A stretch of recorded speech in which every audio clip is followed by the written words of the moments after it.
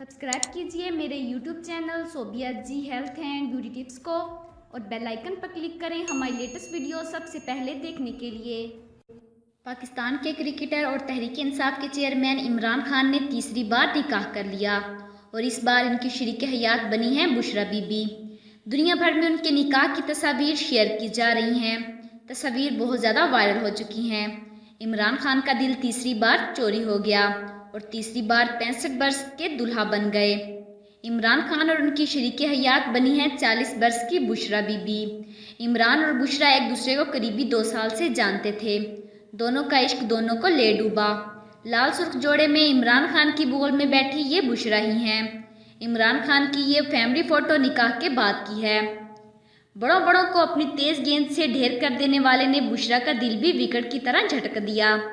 इमरान खान की तीसरी शादी है। इमरान खान की पहली शादी 1995 में हुई थी।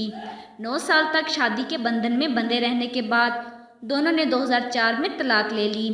2015 में रेहाम खान से इमरान की दूसरी शादी हुई, लेकिन ये रिश्ता सिर्फ 10 महीने तक चल सका और अब इमरान खान ने तीसरी बार शादी रचाई है।